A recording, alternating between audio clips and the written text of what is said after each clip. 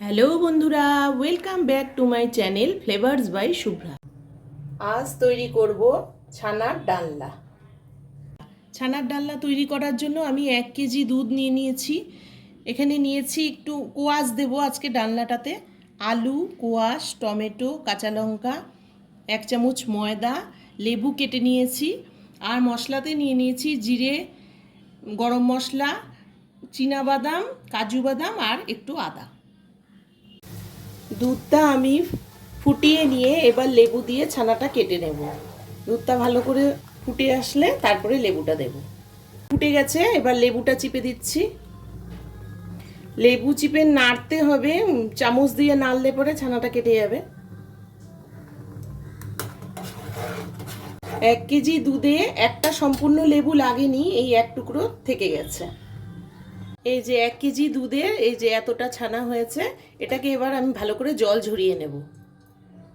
ছানাটা এবার আমি ভালো করে মাখিয়ে নেব। ছানার মধ্যে দিয়ে দিচ্ছি একটু ময়দা।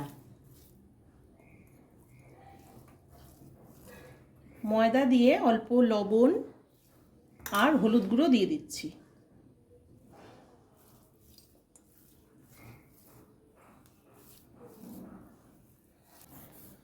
এভাবে ঠেসে মেখে নিয়ে আমি ছানার বলগুলো বানিয়ে নেব।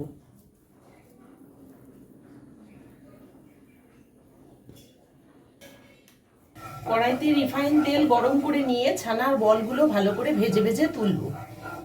গরম তেলে আমি ছানার বলগুলো ছেড়ে দিচ্ছি।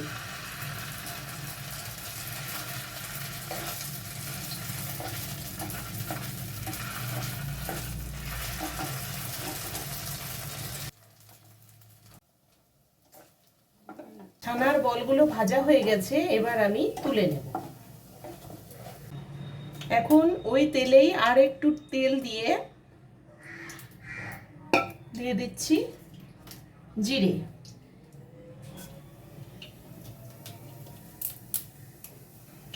দিয়ে দিলাম তেজপাতা।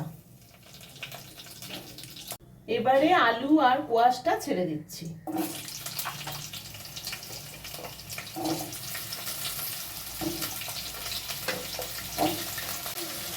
এখন তেলে আমি টমেটোটাও দিয়ে দিলাম। আগেকার দিনে তো আর পনির ছিল না, ডালনাটাই বেশি তৈরি হতো সব জায়গায়। দিয়ে দিলাম লবণ,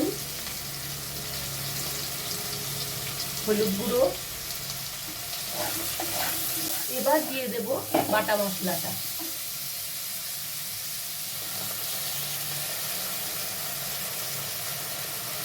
মশলাটা দিয়ে ভালো মতো কষতে হবে, মশলাটাতে বাদাম আছে, নাহলে কড়াইতে লেগে যাবে।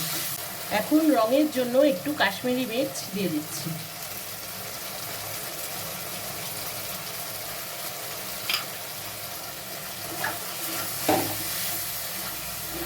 এখন 2 চামচ টক দই ফেটিয়ে রেখেছিলাম, সেটা দিয়ে দিচ্ছি।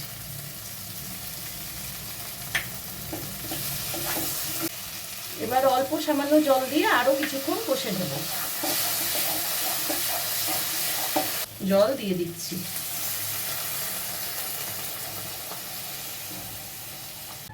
এবারে দিলাম অল্প একটু গুড়। নিরামিষ রান্না একটু মিষ্টি দিলে ভালো লাগে। ঝোল ফুটে গেছে, এবারে আমি ছানার বলগুলো ছেড়ে দিচ্ছি।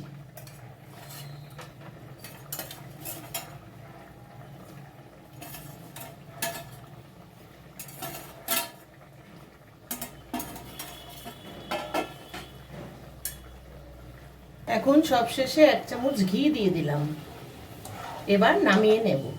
তোমাদের যদি এই ছানার ডালনার রেসিপিটি ভালো লেগে থাকে তাহলে ভিডিওটিকে লাইক করো, চ্যানেলটিকে সাবস্ক্রাইব করো, আর যারা ফেসবুক পেজ থেকে দেখছো তারা পেজটিকে ফলো করে দিও।